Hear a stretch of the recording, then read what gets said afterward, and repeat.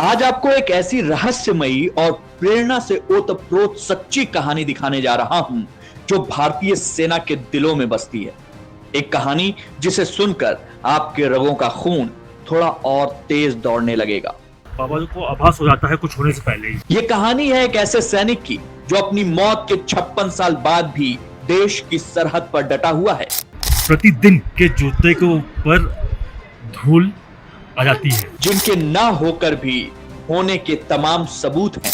इनका बिस्तरे के ऊपर जो है वो सलवट आ जाता है। ऐसा लगता है कि हाँ, बाबा जी रात में आके यहाँ सोए थे और रात में यहाँ पे गश्त करके गए हुए हैं। सिक्किम में भारत चीन बॉर्डर पर एक ऐसी जगह है जहां तैनात हर छोटे से छोटे और बड़े से बड़े अफसर यहां सैल्यूट करने जरूर आते हैं।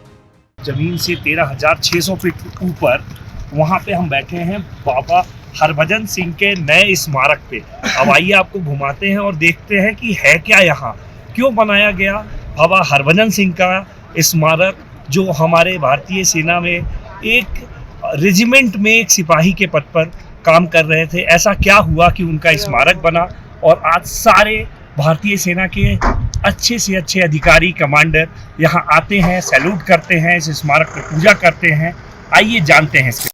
हम बात कर रहे हैं बाबा हरभजन सिंह की। 13,000 फीट की ऊंचाई पर बने बाबा के मंदिर में ही उनका ऑफिस है। उनके आराम के लिए एक अलग कमरा है। आज भी वो हर रोज ऑफिस में बैठते हैं। उन्हें ससम्मान हर रोज ऑफिस खत्म करने के बाद दूसरे कमरे तक लाया जाता है।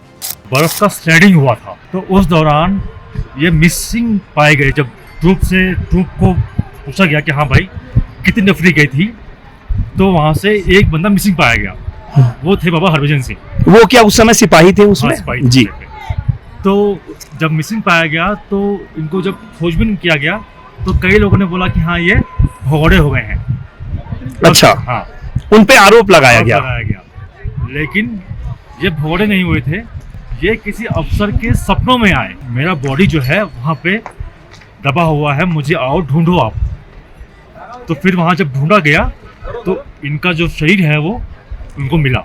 सिक्किम की राजधानी गैंगटोक में जेलेपला दर्रे और नाथुला दर्रे के बीच बाबा हरभजन सिंह का मंदिर लगभग 13,000 फीट की ऊंचाई पर स्थित है। इस मंदिर में बाबा हरभजन सिंह की एक फोटो और उनका सामान रखा हुआ है। हर रोज उनका बिस्तर लगाया जाता है, जूते में पॉलिश की जाती है, उनका कमरा और वर्दी रोज साफ होते हैं और हर रोज उनके बिस्तर पर सिलवटें पड़ी रहती हैं। जूते ऐसे गंदे हो रखे होते हैं मानो कोई सैनिक गश्त करके लौटा हो। के जूते के ऊपर धूल आ जाती है। दूर दूर से लोग यहां बाबा हरभजन सिंह के मंदिर में पूजा करने आते हैं। बताया जाता है कि 4 अक्टूबर 1968 में सिक्किम के नाथुला पास में गहरी खाई में गिरने से सैनिक हरभजन सिंह की मौत हो गई थी। इसके बाद उनके जीवित साथी को एक सपना आया जिसमें खुद हरभजन सिंह ने उन्हें अपनी लाश की जगह बताई। इसके अगले दिन उनके साथियों ने उसी जगह पर उनका शव देखा, जिसके बाद पूरे राजकीय सम्मान के साथ उनका अंतिम संस्कार कर दिया गया। लेकिन चमत्कारों का सिलसिला यहां से शुरू हुआ था। उसी दिन से जब भी सीमा पर भारतीय सैनिक गश्त में जरा भी लापरवाही करते तो उन्हें एक अदृश्य चाटा पड़ता था। लोगों का ऐसा मानना है कि तब से लेकर आज तक बाबा की आत्मा यहाँ सरहदों की रक्षा करती है। हम अपने हिंदू धर्म में मान्यता में ये मानते हैं कि निधि वन में, आप ध्यान रखिए, निधि वन जो मथुरा में वृंदावन में निधि वन है, जहाँ कहा जाता है कि भगवान श्री कृष्ण आज भी निधि वन के बिस्तर पे उनके लिए सैया लगाई जाती है और वो पेड़ पौधों के साथ उनकी गोपियाँ हैं उनके साथ डांस करते हैं। तो उसमें कुछ लोग मानते हैं, कुछ लोग नहीं मानते हैं। कुछ इसी तरह का आज यहाँ सुनने को मिला है कि बाबा हरभजन सिंह आज भी हमारे बॉर्डर की रक्षा करते हैं, आज भी हमारे देश की रक्षा करते हैं। बाबा हरभजन सिंह के साथ सेना पूर्णकालिक सैनिक की तरह व्यवहार करती है। उन्हें बाकायदा छुट्टी दी जाती है और उनके लिए ट्रेन में रिजर्वेशन तक किया जाता है।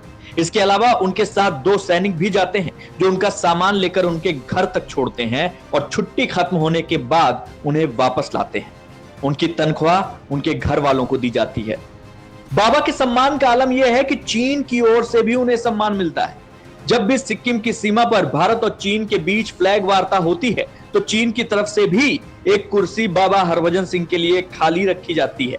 चीन के सैनिक भी इस बात को मानते हैं और डरते हैं कि बाबा बॉर्डर की रखवाली पर मुस्तैद हैं, क्योंकि उन्होंने भी बाबा हरभजन सिंह को मरने के बाद घोड़े पर सवार होकर बॉर्डर पर गश्त करते हुए देखा है।